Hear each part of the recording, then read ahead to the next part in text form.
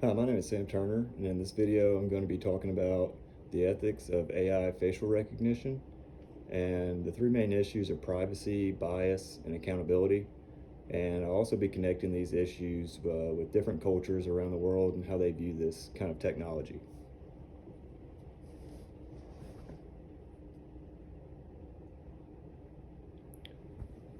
Facial recognition technology is used more in everyday life: phones, airports, cameras, even governments are using it to police their own citizens sometimes.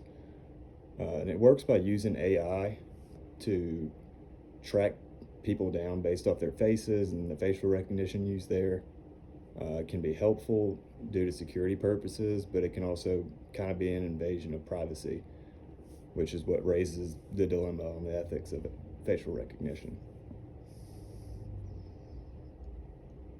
The first issue is privacy and surveillance. Facial recognition can track people without them even knowing or without their consent. This can happen in public spaces through cameras or different databases used by companies or governments. From an ethical view, privacy is a basic right, and this kind of means it should not be violated under any circumstances, even if there are benefits to using this kind of technology.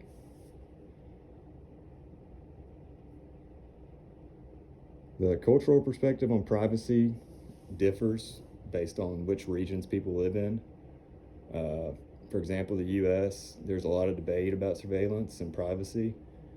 In Europe, privacy laws are a lot more strict on how data and facial recognition can be used. But in China, facial recognition is more widely accepted as they value their security over their privacy in most cases. The second issue is bias and fairness. Uh, Facial recognition is not always accurate, and studies show they make more mistakes with minorities compared to the rest of the public. So this can lead to pretty serious issues, like wrongful arrests or false identity. The cultural perspective on bias and use, again, it differs from region to region, country to country.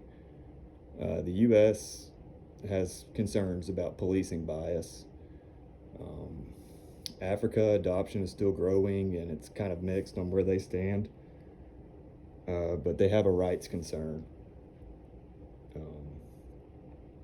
about fairness and regulation. India, facial recognition is being used more in public systems like transportation, airports, malls, public spaces like that.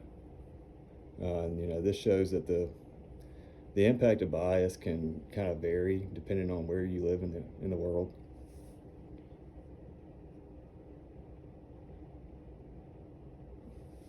The third issue is consent and accountability. Many people don't know when facial recognition is being used or how it's being used. And when mistakes are made, it's kind of unclear on whose responsibility it is to fix it. So from a virtue ethics perspective, organizations should act with honesty and integrity and openness, being transparent with the public about what they're doing, what they're using it for, and then take responsibility when mistakes are made. The cultural perspective on regulation and responsibility, again, it varies in different countries. The U.S., there are some laws and some cities have kind of limited its use so far. Europe, again, has much stricter laws, that require more responsibility and data protection. China, the systems are, much more controlled by the government, and the transparency is a lot less in China. Their citizens seem to value security over privacy, and it just differs from each country to country. In conclusion, facial recognition, it has its benefits, but it also has its risks. The three main ethical issues are privacy, bias, and accountability.